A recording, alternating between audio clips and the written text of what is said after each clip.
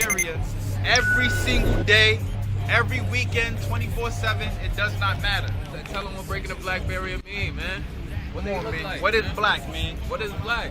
Copper Color Productions, man. Huh? The Copper Color King Cash Morals and Money, man. Let's get it. Black King, stand up for understand what black is. It's the essence, it's the culture.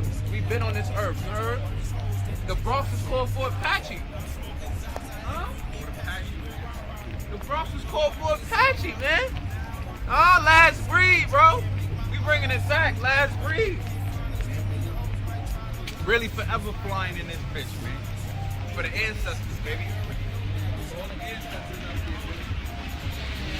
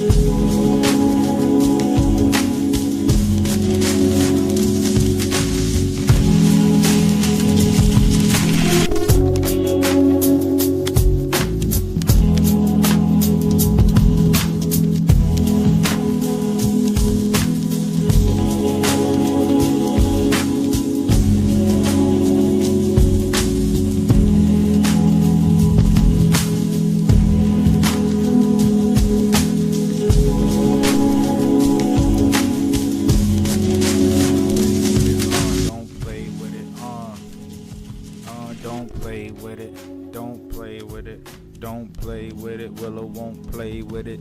We gon' keep it real. We gon' spit facts. We gon' give them everything cause we want it back. We gon' hit the trap. We gon' make a stack. We gon' flip them racks. Then we bring it back. Listen, I'm the copper color king and I'm about to do my thing. If you heard about my name, then you know what I mean. Then you know about the song, man. You know I do my thing and you know I keep it G cause they call me G Elite. Hold up. What's good, y'all?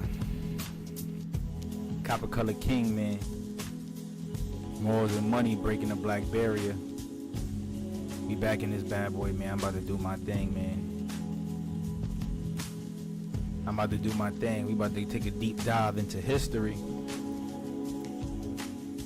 Yeah, man. We gonna finish up where we left off, man. We was talking about the Melungeons of America in the last live stream, man. For those who didn't tune in, I suggest you go catch that one because that was a big drop. Like, right? That was a big drop.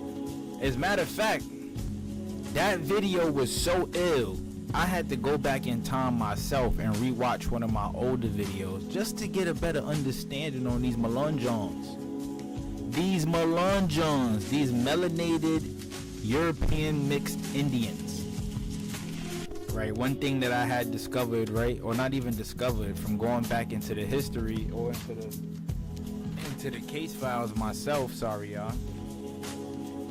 It made me really reanalyze where the term mulatto comes from and the makeup of the people that they considered to be mulattoes in America in the 1500s, all the way back to the 1500s. We're gonna go to 1599, right?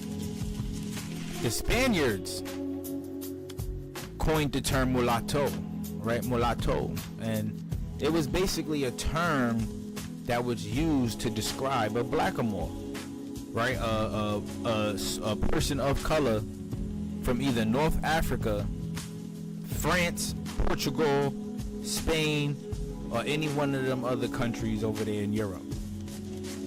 That's what the term mulatto was used. Like, that's where it comes from.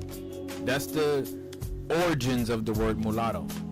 So going back into that, I started to ask myself a couple questions, right? Well, even in my family's ancestry, right, where we have these Melungeons, they're calling them mulattoes, right?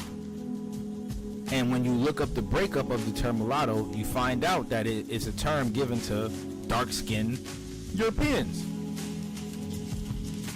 So you gotta ask yourself, you know, it brings you back to this whole, yep, we're Africans, or the Melungeons have African DNA. It brings you back to that, and you just gotta start asking them questions. Well, if a mulatto is a dark-skinned European, a Ethiop, a blackamoor, then how do y'all even fit in Africans into this equation? More so, if the one half of the mulatto is an Ethiop, and the other half is the person of another origin, which they say is Indian, right? They say that's how you describe a mulatto, a person, a European person mixed with an indigenous person. That's how you describe it. So if that's a mulatto, then what is it, a Melungeon? Right? If they the same thing. I know when we was reading the book, we saw the term African a couple of times, right? Well, while we reading it this time, I just want you guys to dodge that one. You know, dodge that one. Go right up under that. You know, we don't see that. We're not going to pay attention to that because it's false.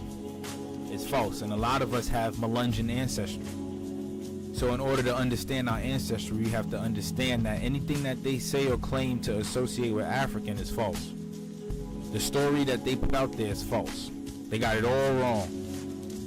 And I'm going to give y'all the breakdown, man. Like I said, man, Copper Color King, man, we back in this bad boy, man. I appreciate those who tuning in, right? Who going to stay in tune for this one because we going to go crazy again, you know. We're going to finish off. We're going to go back into the book, the Melungeons book. We're going to bounce back to chapter 2 where we left off. And we're going to finish telling the story. We're going to describe their ancestry a little more. The Melungeon ancestry. We're going to describe it a little bit more. Right, but before I even get into that, shall we look at these photos again? And may I remind y'all, Abraham Lincoln, again, was described to be a Melungeon. We got that from his own autobiography. Go check out the last live stream. That was a fact. According to them, that was a fact. Right? According to him, this is a fact. But just look at these Melungeons, man. These copper-colored European Aboriginal mixed peoples. Right? That's what they describe a mulatto to be. And a Melungeon is a mulatto. It's the same thing. It's the same thing. So before we even get into it, like I said, I wanted to give y'all this breakdown, right? The term mulatto, right? First of all, reintroducing the article. I introduced it in my last live stream, and I introduced it yesterday when I was talking about my family ancestry a little bit, right? The classification of the Native Americans as mulattoes in Anglo-North America. Now, we're not going to read through this whole article all over again. I'm going to just give y'all certain parts, right, that just add up to my thesis. You know, it just supports what I'm saying, right? Who these Melungeon people are. They're not Africans, right? They're not 100% Indians, and they're not 100% Europeans. They're a mix of European and Aboriginals here in America, right? And I'm gonna give you all the facts. Let's check it out. So we're gonna go into the article, right? What does it say? We're gonna pick up right here in this chapter, right where I got it highlighted, right? And it says, Frank H. Russell, in his The Free Negro in Virginia, wrote in 1913 that one of the ways in which the free colored population grew was by the mixture of Indians and Negroes, right? This is important. I want y'all to remember that they're saying that the population, the free colored population, grew by the mixture of Indians and Negroes, right? Now, what we know is that there was already a free colored population introduced to the Americas when the swarthy Europeans were coming over here on their indentured servitude contracts. Once they finished out those contracts, they became free people. That was the free colored population at that time. And you also had some Aboriginals who were also held under the same contracts, some being slaves, some being indentured servants. And those who gained their freedom through their indentured servitude contracts after succeeding those were rewarded with land and other things of value that further, you know, included into their wealth or into their freedom. But just remember, when they say Indians and Negroes, remember that they're referring to Indians and Negroes, basically stating that they're two different peoples, right? They're the same, but when they're talking about these Negroes, they're talking about a specific group of people, and I'm gonna put you on, right? So let's continue, right? He said that there was no doubt that a considerable element in the free colored population of the 19th century was of Indian extraction. Boom, right there, right? Already we cooking with hot grease. Let's move forward. One can also cite other authorities whose work caused them to consider the intermixture of African and American racial stocks. Helen T. Cotterall, in her work on slavery in Virginia, noted that we have shown that the first slaves were Indians, not Negroes, and that the enslavement of Americans continued for many, many years. In 1903, a historian of New Jersey noted that unions between Indians and Negroes were so commonly frequent, indeed, as to have left permanent impress upon many families of Negroes of the present day. Right, so they're saying that the Indian and mulatto or European mix, swarthy European mix, was so commonly frequent, they were merging together so commonly, right, that imprint was left on us for centuries and years to come. This is the same situation we have with the Melungeons. The Melungeon community grew, and eventually these families branched off, you know, some staying in the south, some moving to the north. During the big migration, a lot of these Melungeon families have the European surnames, and they are black people, right? Like me, just like me. I come from a Melungeon population. My ancestry from my mother's side comes from a Melungeon population, both on the grandmother and the grandfather, right? So let's continue. Like I said, let's just remember, when they're referring to Negroes, I want y'all to understand they're referring to a specific group of people. Let's continue, right? Like I said. So we're going to get into who they're referring to when they talk about this Negro population. Look, right, see? They're going to say that the American Negro population of today is a composite of African, white, and Indian elements. True, You have some Africans that mixed in with people, right? But it's not all the way African, white, and Indian. Not all the way, not 100%. See, white is not even a racial group. That's just a color. African and Indian are misnomers, terms given to people, right, who have different cultures and ways of living, styles and ways of living. They'll call a dark-skinned Indian an African just because he's dark, right? Just because he's dark. But furthermore, like I said, we gonna understand. We about to understand where this term mulatto comes from, right?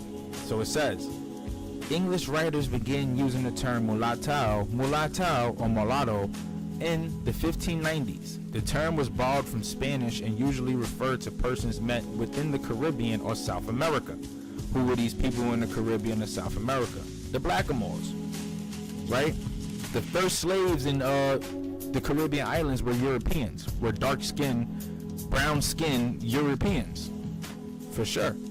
And they're about to make this a bold claim right here, right? Check this out. So it was usually referred to people met within the Caribbean or South America. And now we're going to understand who these mulattoes are. Early Spanish definitions of the term make it highly probable, indeed virtually certain, that such persons, usually half African and half American, half dark-skinned and half brown-skinned. John Mishnu, as already noted, defined mulatto in 1599, 1617, and later as a person who was the child of a model, a blackamoor, and one from another nation. These people that they're referring to from another nation are the American Aboriginals.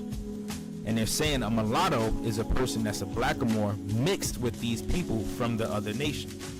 Right? So remember when I said, pay attention to where they say the population grew by a mixture of Indians and Negroes. What they're saying is this population grew by a mixture of Indians and blackamoors, mulattoes, right? These people are mulattoes. That's what it is. Now let's just pay attention to who they say these mulattoes are furthermore. We know they're blackamoors now, right? In 1611, John Florio does not include mulatto in his dictionary, but has a muletto, a little girl or a young mule, and a moro, a horse mule. Also a bastard misbegotten. Henny Cochran, 1623, does not have mulatto, but has a blackamoor, an Ethiop, right? Moving forward, in 1656, a mulatto is the son of a blackamoor and a man of another nation. Again, another nation referring to American Aboriginals. So they're saying there's a blackamoor and a man from another nation. This is from 1599, they're making this claim, to 1656. This is what we see now. Moving forward, again we see it in 1658. It says a mulatto is a person whose father is a blackamoor and his mother is of another nation. Mind you, right? Mind you, hold on, right? This is why I said I go into my ancestry a little bit, right? Hold on, y'all. Sorry. Whew, man, we cooking, bro. Again.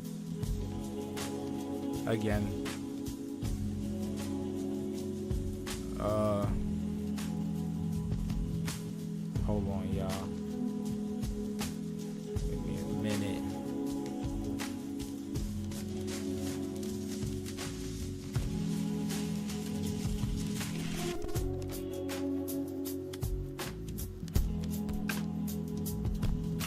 Right.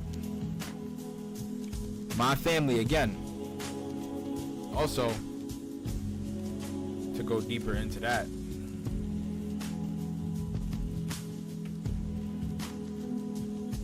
this is the reference I'm going to continue to make. So these people, is this Sype Deloach? That's this man right here. Louisa Deloach, that's this woman right here. Right?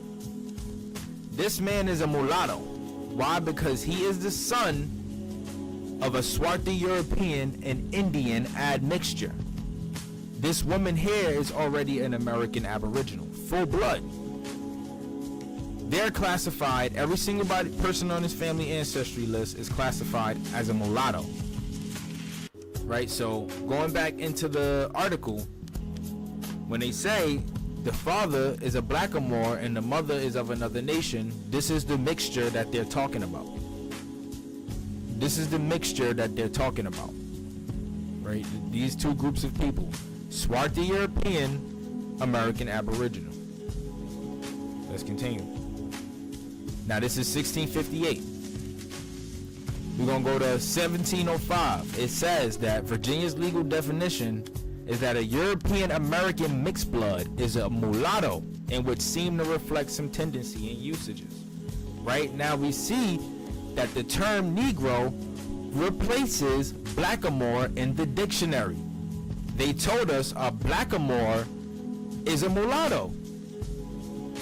And now they're also letting us know that they're a European, not an African.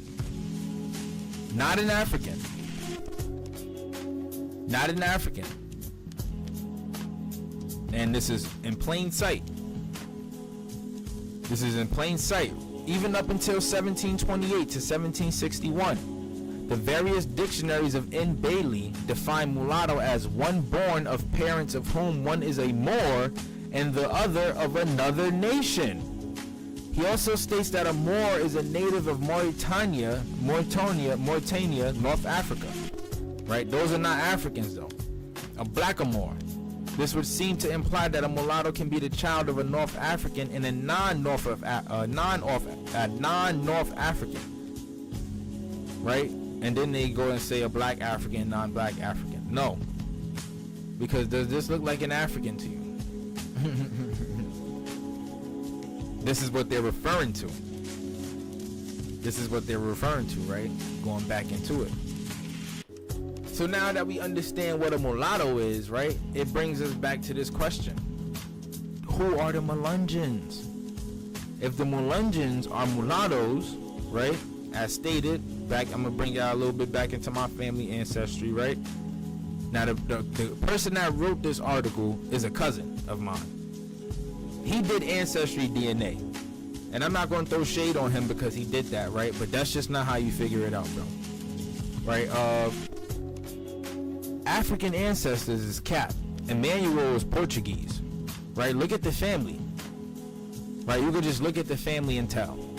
But this portion of my family was also, they also had identities in Melungeon communities. Look, Melungeon, Portuguese, or Irish, and they fully embraced the Tuscaroran identities because they were mixed with Tuscaroran peoples.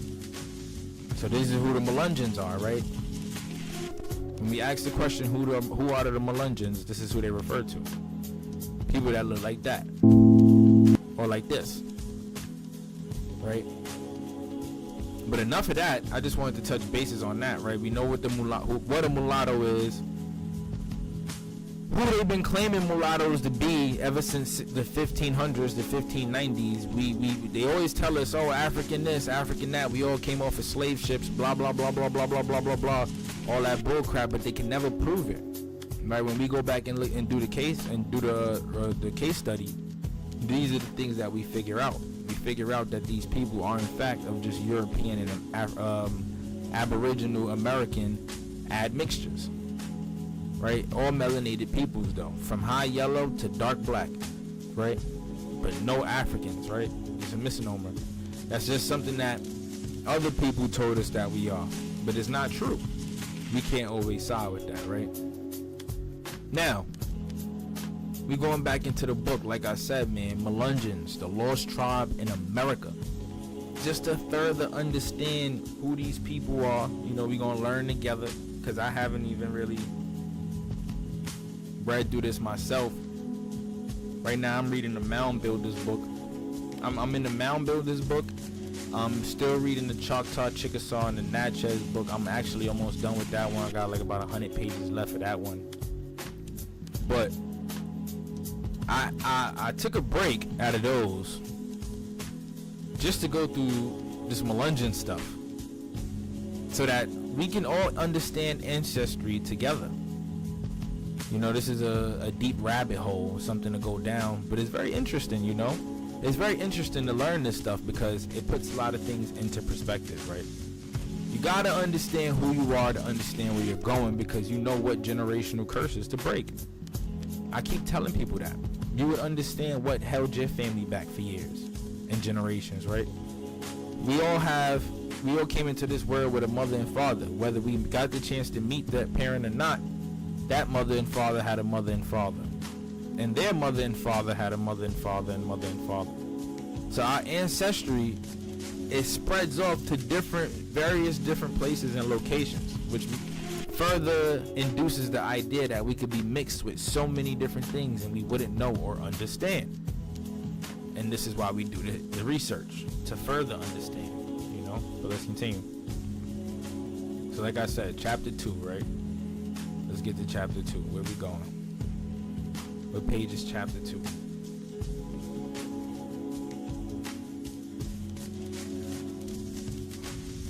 All right, yeah. In the first chapter, we learned about the Melungeon mythology. And we learned that when they was trying to make the first colonies here in America, right, when they were trying to make the first colonies here in America, we learned that they made about 3, 4, 5 different attempts to try to form or establish a colony here in America. Each time they tried to establish a colony, they were either routed by the Spanish, who dominated the seas at the time, or were pushed back by the tribes who lived on the land. So when they go and say, oh, they colonized, and if it was easy, this, that, and the third, blah, blah, blah, they were savages, these people, rah, rah, rah, whatever the case may be, just know, each time you made an attempt to start, you failed 4, 5, 6 different times. You couldn't get your stuff together. So when they tell us, oh, they came over here with these ships of Africans and blah, blah, nah, cap, because if you did do it like that, it wouldn't have took you several different times just to colonize the land. Right? We know they was coming over here on them rugged ass ships, them raggedy ass ships. We know they was sliding over here on them small ships, right? With their holes in the sail and whatever the case may be, right? Dirty, stinking, nothing with faith and opportunity. I mean, with faith and prayer, right? And a lot of them sunk too, just to let y'all know. A lot of these folks, when they was trying to make them voyages over here, they sunk because they ships couldn't make it happen, right? What they told us in history was a complete lie. It was a complete lie. And we're going 360 it, right? We're going 360 it, right? With all this content that we delivering, we're going to give y'all the truth so we can reverse the Negro psychosis, the psycho-negrosis. What up, family? How you doing, my brother? How you doing today? Tap in, man. We talking about the Melungeons today, bro. Talking about the Melungeons, man, and where who these people are, and how so many of us here in America have this ancestry. We have this ancestry, this Melungeon DNA. And I also told them in the last live stream how Abraham Lincoln was of Melungeon ancestry, and how he himself in his own autobiography said he was of a black skin complexion. But going back into the Melungeons, it's very interesting who these people are, right? Because it was never no claim to state who they were officially, right? No one was able to say they was 100% European. No one was able to say they was African, or no one was able to say that they were Indian, right? But when you go and do the case study and you do the research, you find out that they are Swarthy Europeans mixed in with American Aboriginals. And as I was showing people, I gave them a display of my own family, right? We spoke about my own family. And I'll just show you real quick, bro, just to pick you back up on where we was at. I come from a Melungeon background. These are my ancestors. You know, my great-grandfather, great-great-grandfather, great-great-grandmother. Right? Those are my ancestors. But yeah, to continue, back into the Melungeon book, man. So chapter 2 is going to be about the disease, the DNA, and the demographics of the Melungeon society. So let's just get the page. Alright, let's move forward. I may not catch it right away. This is why we go through it like this. Oh, what's that? Jewish symbolism and Freemasonry. Oh, I never saw this page. Look at that, y'all. Jewish symbolism in Freemasonry. Alright, let's go back. It done took us all the way this far.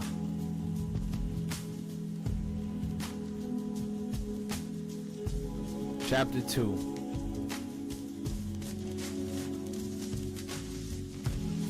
DNA, disease, and demographics. The keys to the mystery. So what are they going to talk about here, right? What does it say? The work of Bonnie Ball, Gene Patterson Bible, and Brent Kennedy was central to the discovery of the actual origins of the Melungeons. But their arguments were based upon historical documents, eyewitness accounts, family traditions, and archaeology. Solid and reasonable and sound as these sources of evidence are, there will still be some naysayers who demand habeas corpus, whatever that is. That is, show me the body, the flesh, the blood, the genetic molecules that cannot be faked, covered up, or explained away. Remarkably enough, such evidence exists.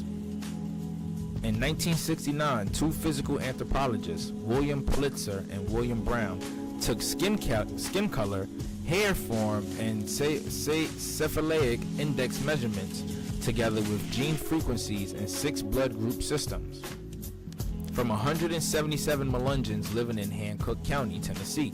These are where the Melungeons inhabited, right? From Tennessee all the way to the Carolinas, Virginia, and some of South Carolina.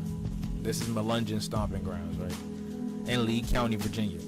21 years later, with DNA blood analysis much advanced, another physical anthropologist, James L. Guthier, reanalyzed the Melungeon blood sample data. He found that it was consistent with 7 specific Mediterranean populations: Libya, Tripoli, the Canary Islands, Malta, Italy, Venice and Tarantino, Cyprus, and Spain. All of these populations are ones in which a substantial Sephardic Jewish Moorish presence is documented. Boom, right there. More background on who the Melungeon people are. They're not Africans, right? Not everybody in Libya is an African. Remember, Libya was considered to be a part of the Roman territory, right? Well, we're gonna look at it right now. Roman nation map, right? Let's type that in. Let's just look at it. Give us an image. Libya would have been around here somewhere, right? Let's go look at maps too. Where we at with maps, right?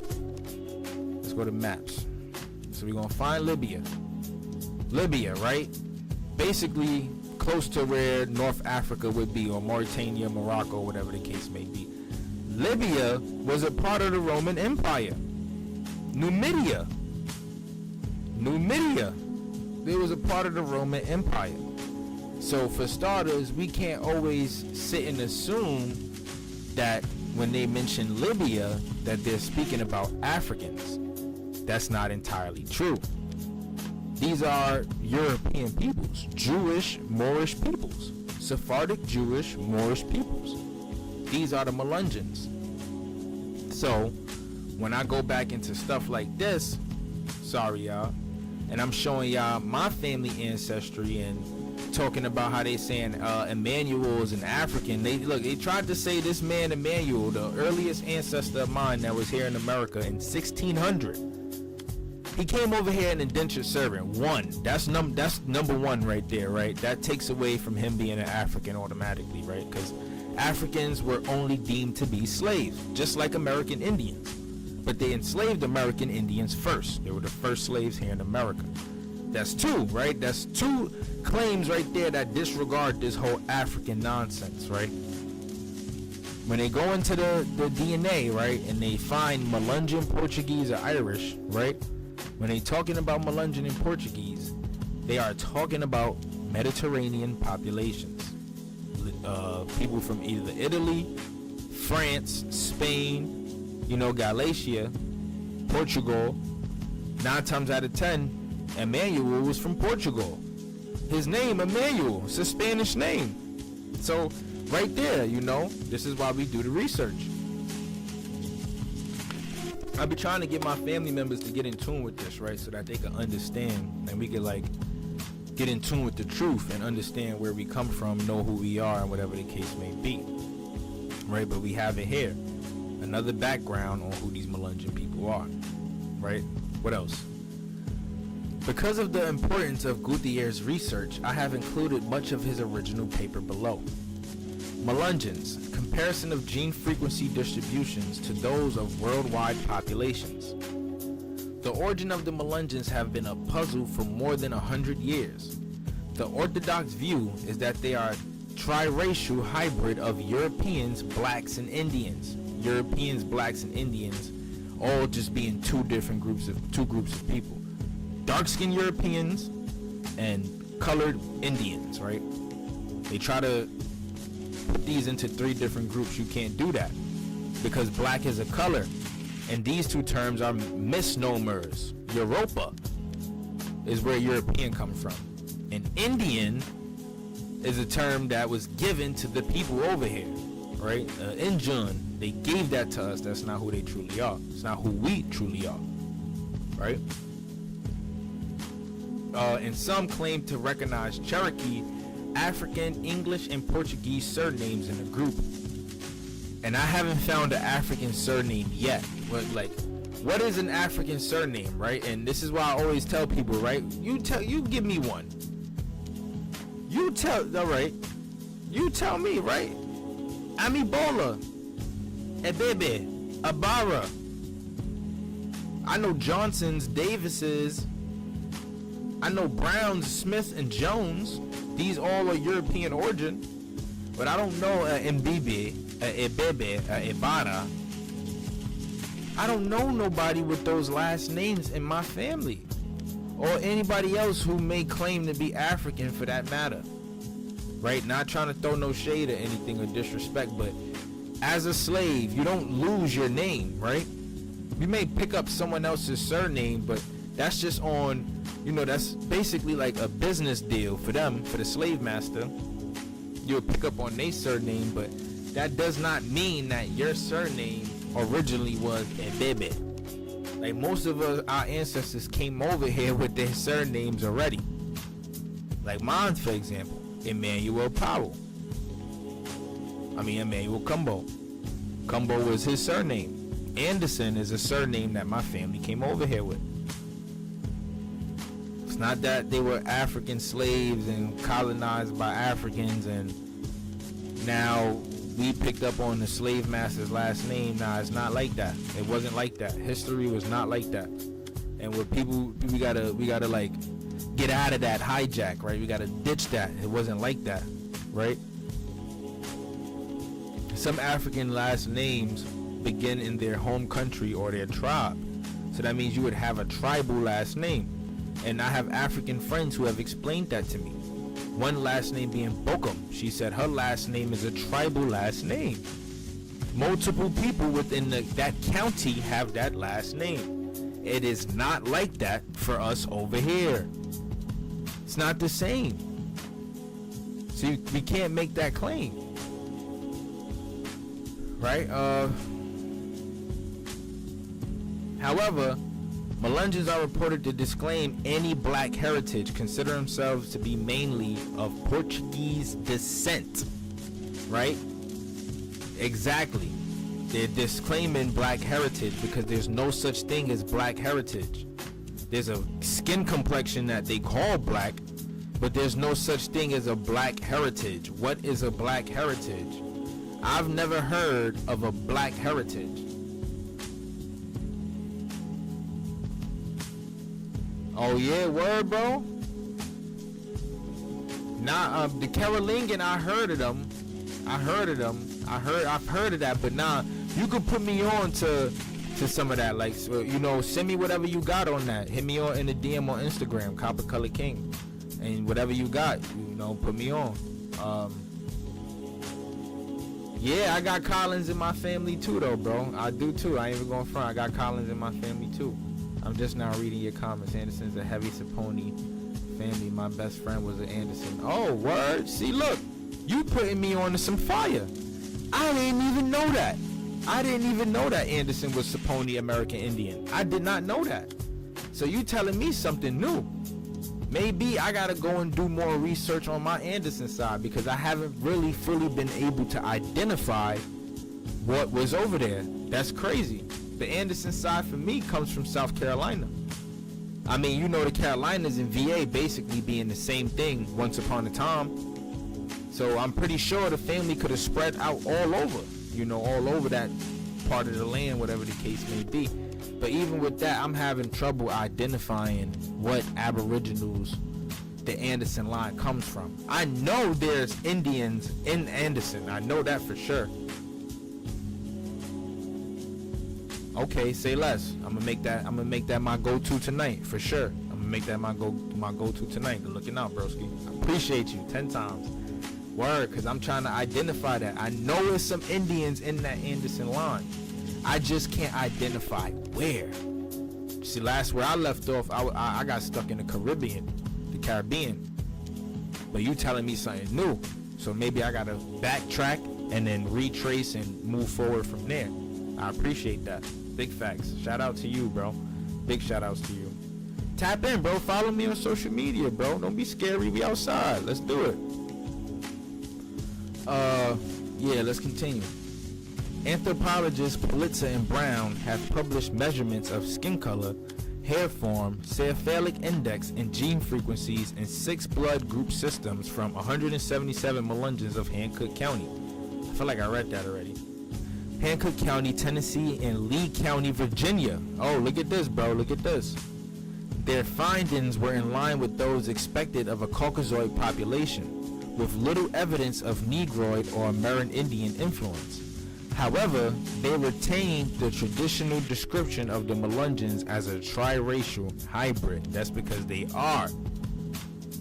That's because they are triracial.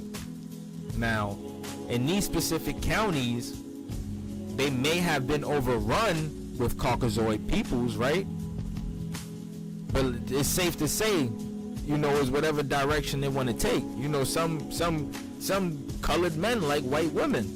It be like that, thus producing more lighter skinned babies, leaning more to the Caucasoid side. But once upon a time, it was primarily Negroid. I won't say primarily, but that was the makeup. That was the makeup. And this is why I like to refer to these photos, because you have dark skinned European looking peoples. This one specifically, let's pause right here. This one specifically, you have multiple characteristics amongst these folks right here. The mother I would associate with Negroid. Then you got the father, who could be potentially European. The daughters and sons all look like the triracial mix that they're mixed with. And let's remember, black is not an ethnic group. So when we refer to people and we make this claim that they're black, this and that. Bruce, what up, big dog? How you living? How you living? Welcome, man. We in part 2 of the Melungeons. Yes, sir, sir. Yes, sir. Yes, sir, sir. Yes, sir, sir. For sure, man. Peace and blessings to you, bro.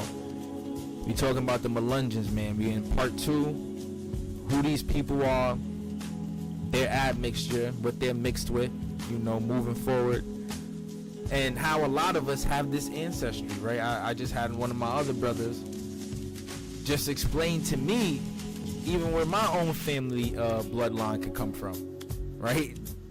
And this is why we do this. It's dope. We connect in that way. We could connect in any way, shape, or form. I love it. But going back to the Melungeons, man, just talking about who these people are. And we're finding out now, too, that they're a mix of multiple different peoples. Amerindians and Blackamoors, Sephardic Jews and Moors. Right from Libya, the Canary Islands, Malta, Italy, Tarantino, Venice, Cyprus, and Spain. Not Africa. Not Africa. These are all European territories. Libya being a part of the Roman Empire at one point in time. So it's all the same thing. You know, this is what we getting into right now. I want to try to help people understand their ancestry, right? And how we got to just ditch this, you're just black. Like, what is black? When we understand where we come from, we understand the trials and tribulations that we face as people and how to move forward. Even though most black people suffered under the same, we suffer under the same umbrella, due to Jim Crow, the lynchings, civil rights, stuff like that. Eric Gardner, from the 60s up until now, that's what black has been over the last couple of years. But we gotta look past that, because a lot of that trauma stems from what was going on in the 17 and 1800s. So we gotta understand all of it as a collective, right?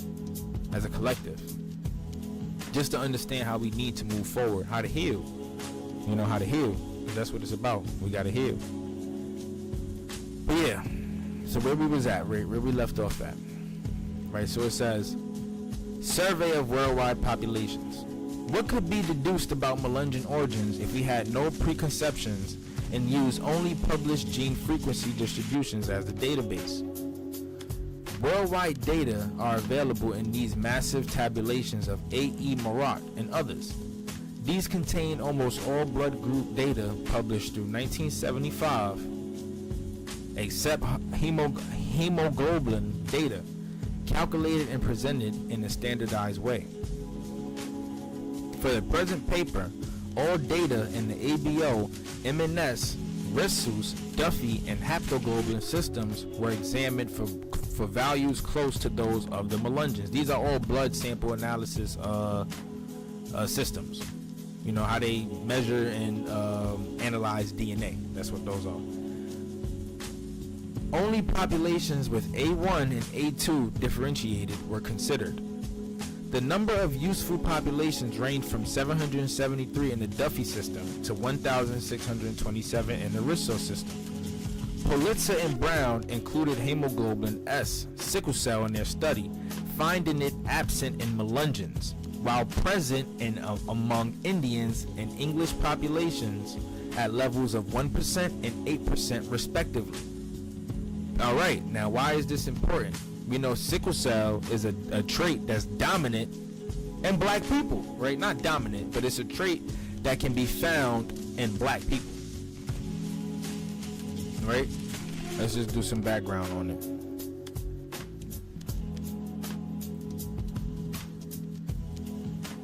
Now, it affects people of all races, but however, black people are at a much higher risk for mutations in the hemoglobin. Right now, this is why they're talking about sickle cell.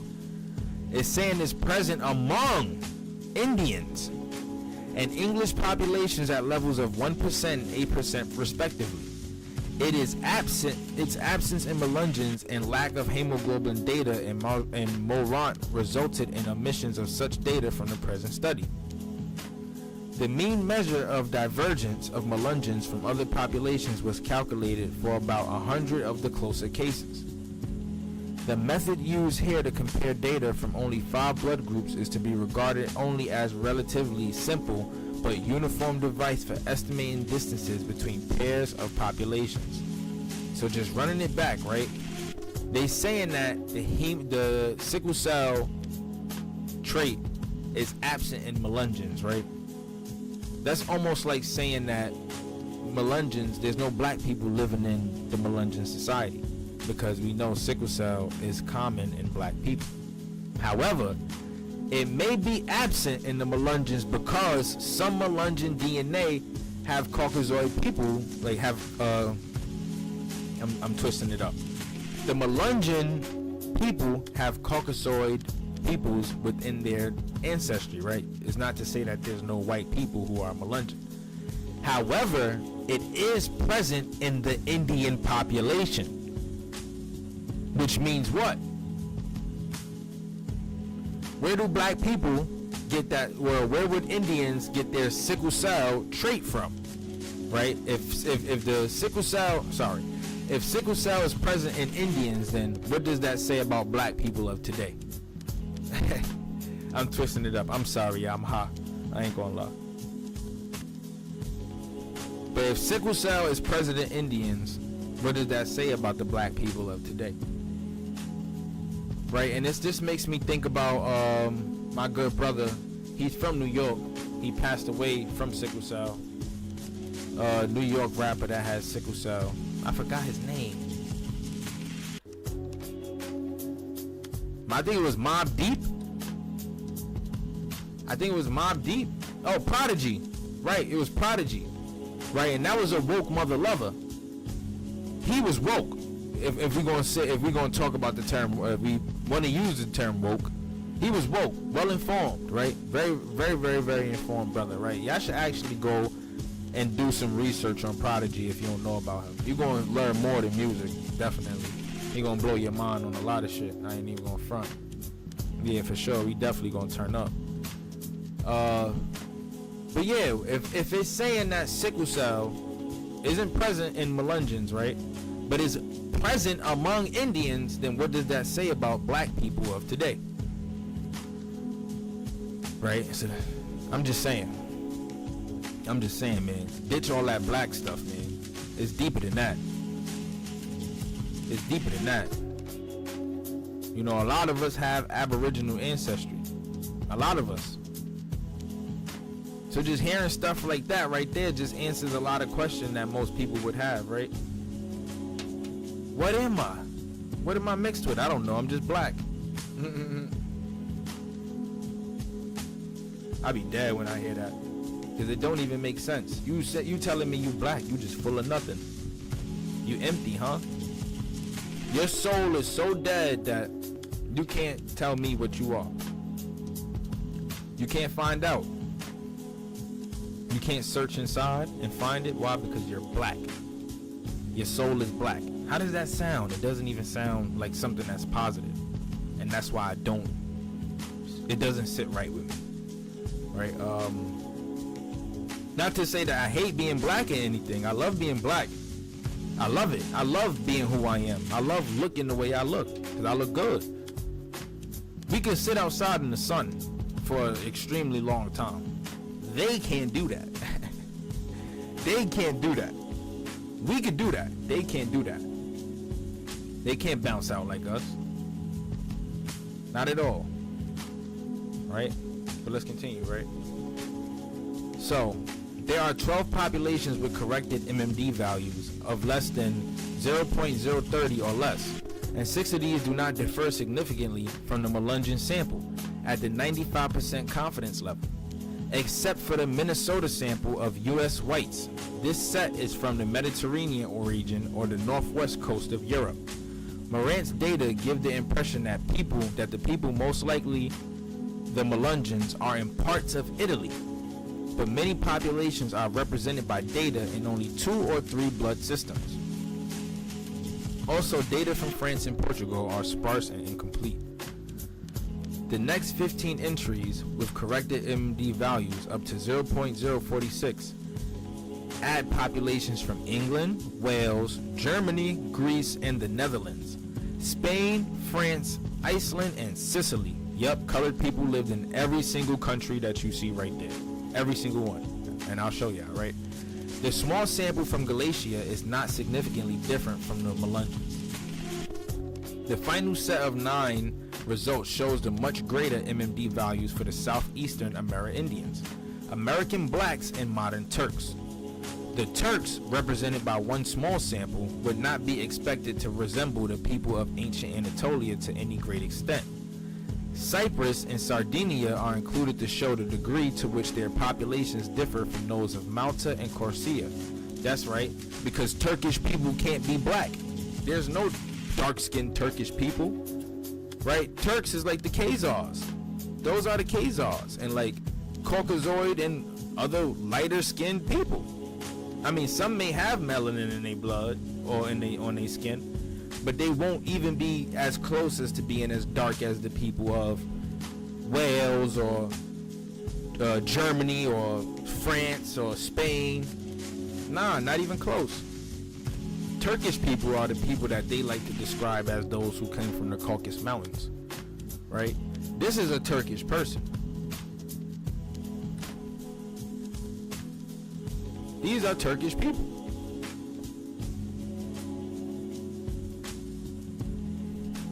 The new Arabs, or the new Berbers, the new Moors, the folks who hijacked that entire lifestyle from copper-colored people. Yeah, this ain't just about us being American Indians. We mixed with so much more.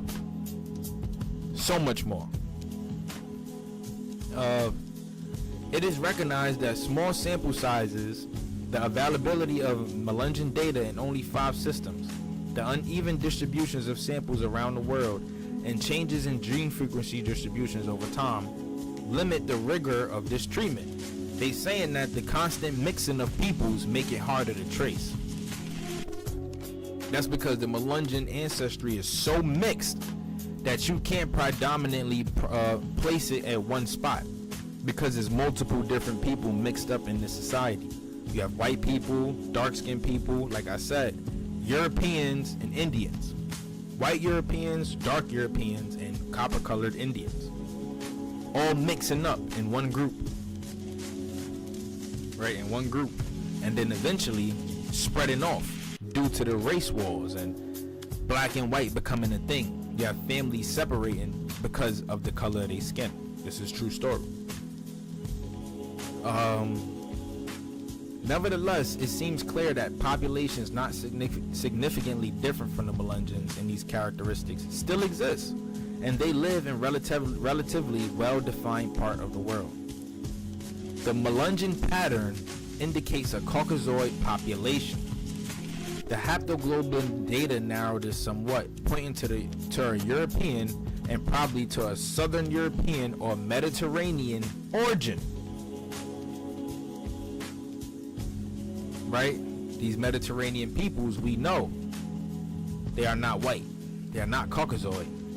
These are the Moors, the blackamoors that I was just showing y'all. When they talk about mulattoes, the Mediterranean peoples, that's what they talking about, right? So when they mention Caucasoid, let's just not forget, every time they include Mediterranean, they talking about colored people. A black or Amerindian influence is counterindicated. Their values of an FYA, or whatever that is, I can't really explain that to y'all, I'm not gonna lie, and the Duffy system tend to rule out much of the American Indian component. Cap, which is all cap. The Melungeon value is closest to those of people now living in coastal Europe, North Africa, and the Mediterranean islands, the Levant, into certain populations of Arabia, India, Africa, and Eastern Europe. In the Rhesus system, the Melungeon level of the CDE-R haplotype, a marker for black African ancestry, is higher than for most European populations. Right? Now, let me just rewind for y'all, right? When they measuring blood types, right? You gotta remember. Again, these are all terms. These are all misnomers. Black, African, European, Melungeon, Arabic, Indian. Those are all misnomers, terms given to people. When you're measuring blood types and DNA and body types, there's only 3 classes, right? You have Caucasoid, Negroid, and Mongoloid. That's it. You have blood type, O, blood type A, whatever, however that goes, but you cannot measure a person's blood and identify if they're black. That is not something that can be scientifically, biologically done. In no way, shape, or form. You can trace it as far and figure out if I was a Negroid, right? If I'm Negroid, but you cannot trace it and discover if I'm black. Let me show y'all something. This is why it's important, right? Because they're going to say that these people here too are black and Africans as well, right? Of black and African ancestry as well. Let me show y'all. So this is from the Royal Book. I've mentioned this one before. Of crests and seals on European arms, right? Great Britain and Ireland, Dominion of India and Australasia. Let me show y'all. So, this brother right here, obviously, is a black man. Obviously. From Europe. But because he's black, and you check his blood, 9 times out of 10, they will claim that this man is of black and African ancestry. but he's not from Africa. He is black. He's colored. He's European. So this is why I'm saying when they doing the measurements, it doesn't, it is, you cannot make it make sense. You have to be like really, I'm not even gonna say that. You just got to be very, very misinformed, right? Very, very misinformed. Because look at these brothers right here, right?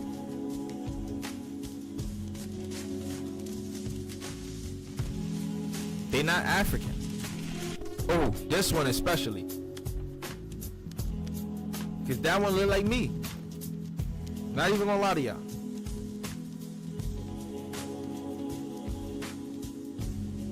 Not an African.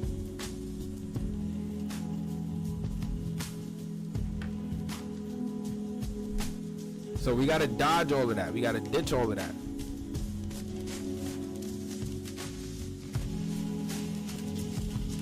I gotta check that one out. I'ma definitely check that one out. Thank you. Keep giving me the drop. Shit. We're gonna turn up. Right, but yeah, so they a marker for black African ancestry. No, this is just a marker for someone of a Negroid phenotype. Right? It's higher than for most European populations. But black people could be European too. This might argue for a slight black American contribution to the Melungeons, except that it is typical of many Mediterranean peoples through long contact with Africa. Cap, you know, like I said, we're gonna dodge this again. These are just Mediterranean peoples, right? Darker skinned peoples. In the ADO system, the blood type system, a distinctive feature of the Melungeons is their high level of A2. So Melungeons have a high level of blood types of A2. It is second to only to that of the Lapps and related groups of northern Scandinavia. Aha, you got black Scandinavians too, right?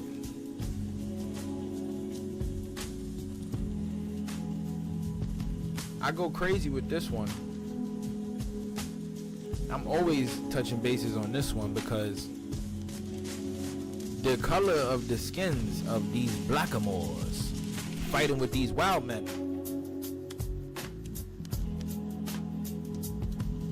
With these Turks. These Germanic blackamoors. We go to maps. Norway. This entire area was populated by colored people at one point in time. This entire area. So like I just showed y'all, the European coats of arms. Now I'm showing y'all proof. This is all the way from the 1500s.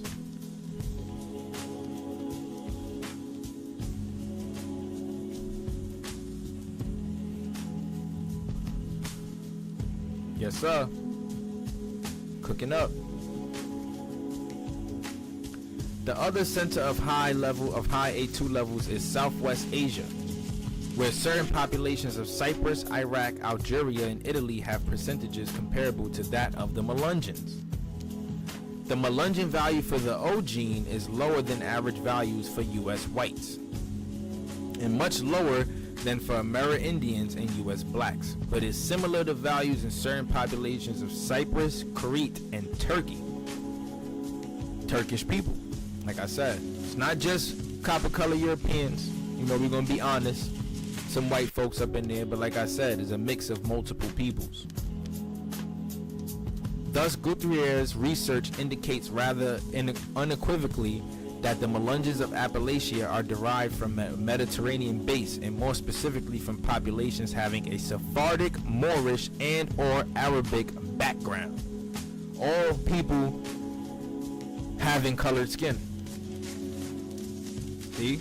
Like I said, Moors. These are Moors. Moors. Blackamoors.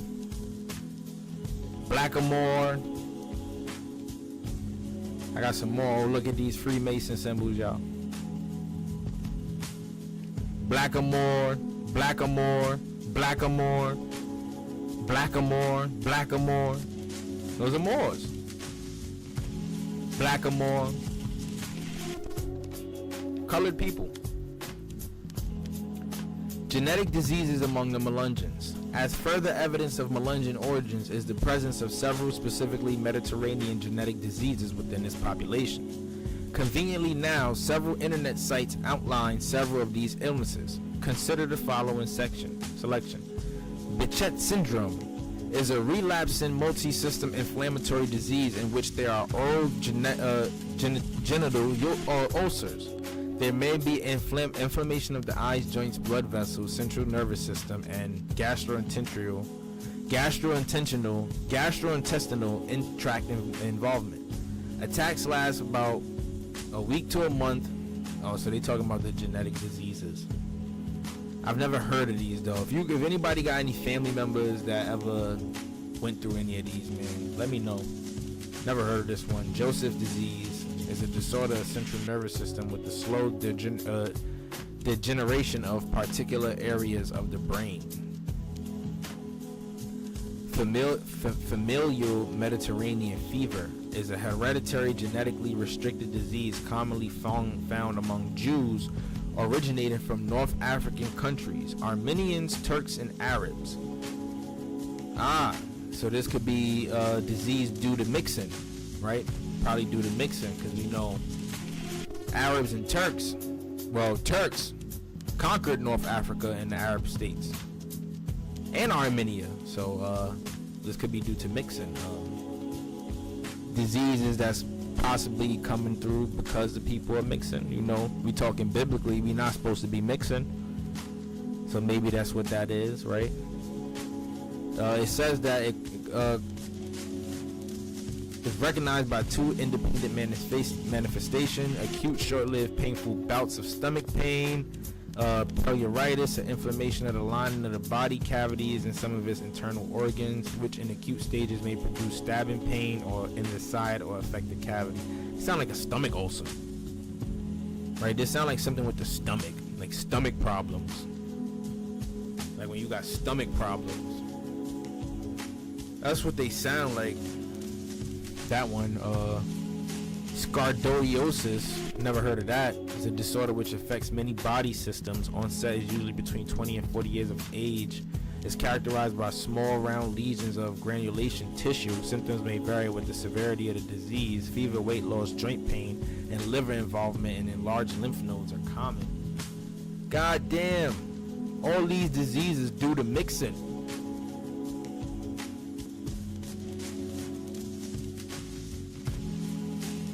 The descendants of those people are in the Haliwa, Saponian, and C. Yeah, I'ma tap in.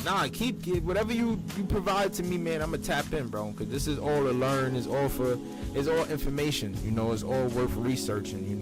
Something that I'm gonna get into, and then I'm definitely gonna bring it to my channel. Do a live stream on it. So I appreciate you. Let's move forward, man. So they're saying the physical abnormalities of people within Melungeon societies. Perhaps because of this extensive intergroup marriage patterns, which are documented in Chapter 5, Melungeons may exhibit several distinctive physical traits. Among these are the following. Polyodactylism. Children are born with more than 5 digits on feet and hand at a much higher rate among Melungeon descendants than within the general population. For example, Brant Kennedy was born with 6 fingers on each hand. Wow. My brother's son was born with 6 toes on one foot and 6 fingers on one hand. In both cases, the extra digits were surgically removed shortly after birth. Absence of wisdom teeth. Oh, that's crazy, because I have a family member who went through life so far without wisdom teeth. Many persons in Melungeon populations are absent third molars. This, like this polyodactylism, is quite rare in the general population and is genetically linked. My mother, my 3 children, and I all have absent third molars. Shovel teeth. Many Melungeon descendants have incisor teeth while exhibit an enamel ridge at the root. For example, Brent Kennedy, my brother, and my 3 children all exhibit this trait.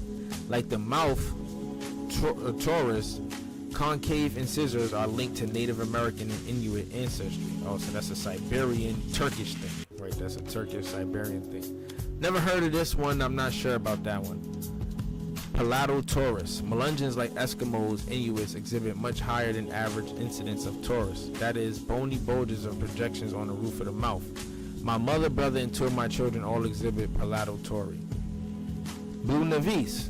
This is a small 1 to 3 inch spot which usually appears during the second decade of life in singular or multiple form. The spots are dark bluish gray in color, slightly raised and usually found in the sacral area of the back, palms of the hand, and soles of the feet. One of my daughters grew 3 nevis spots at the age of 10, which are still visible on her lower back.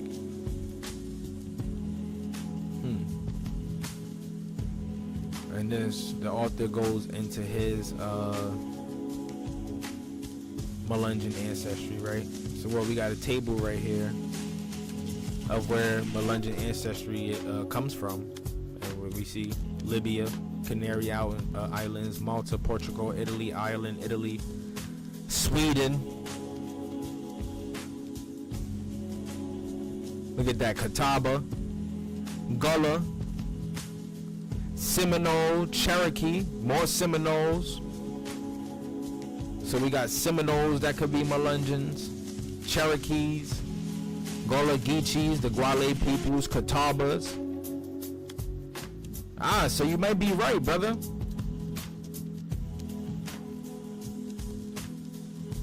The nevis spot could be like a birthmark. It could be like a birthmark. It could be. It could be a small 1 to 3 inch spot, which usually appears during the second decade of life. Maybe like a mole. It's probably like a mole or something like that. I don't know, but this right here, this is why I read through it, because it's weird. Like, I've never heard of any of that. I'm gonna be honest. But now I'm gonna ask. Now I'm gonna definitely do my own research. Definitely, but going back to the Melungeon makeups though, Gwale people, Gullahs, Seminoles, Cherokees, and Catawbas. Big drop. That's a big drop. So on top of the Sephardic Jewish Moorish ancestry, then we know the Amerindian makeup. They say the Gullah blacks in South Carolina. Catawbas, you know, they was Carolinian tribes going into Georgia. Same thing with the Seminoles in Florida. And if they say Seminoles in Oklahoma, then we can only assume that they also correlating that with Choctaw and Chickasaw, Muskogees in general. So the Melungeon societies is big. All these different mixes. No wonder why so many diseases present. You got people mixing when they're not even supposed to, biblically speaking, right? And they start going into more of that. What else we got?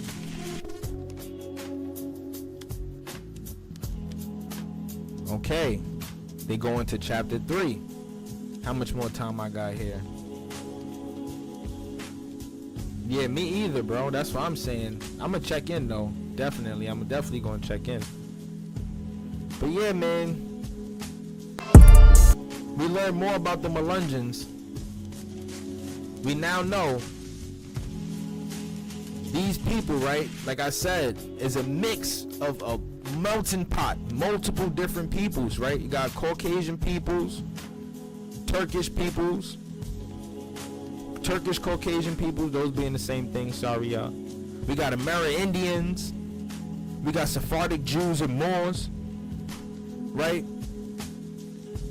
Copper colored peoples, right? Like I said, what is black? What is black, right? We can't measure people based off this term black, right? Because you can't even measure our blood types up based off being black. Like we are all melanated people, right? We just come from different places, right? Which is the truth. Is the truth 100%. Maybe you might have some family members that come from the Melungeon ancestry. Yeah. Look up the Frankish kings. They ruled the Holy Roman Empire. They were at war with the Christians because they worshipped the sun. Definitely something to go into, for sure. Definitely. You know, it was a lot happening in Europe that resulted into those folks coming here to America. It was a lot going on, right?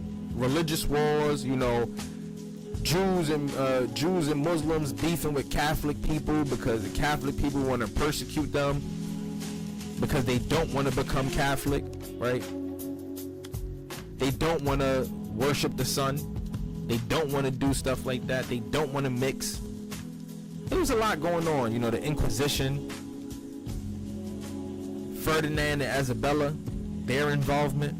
You know, we're going to get into more of that. You know, I have books on all of that stuff, you know. The Arab conquest of Europe. The Moorish conquest of Europe, sorry. The modern man in Great Britain. The origins of the Anglo-Saxon. You know. The Black Tartars.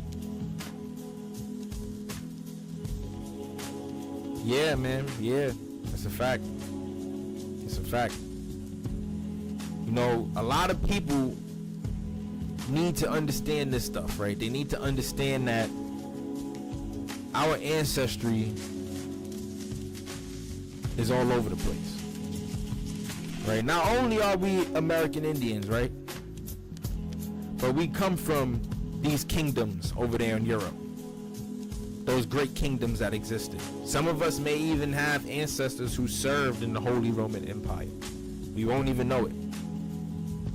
Right, because they've distanced us so far from this information by simply just calling us black, by saying we're black and African and that we came here on slave ships, right, as big as the Twin Towers. But it's not true, and this is why we're doing that breakdown, man. So if you've been tuned in, man, I appreciate y'all, man. I appreciate y'all 10 times for tuning in. Thank you. We're going to get into chapter 3 in the next one. I might do that one next week. I don't know. We might touch bases on the mound builders in the next one, man. So stay in tune for that.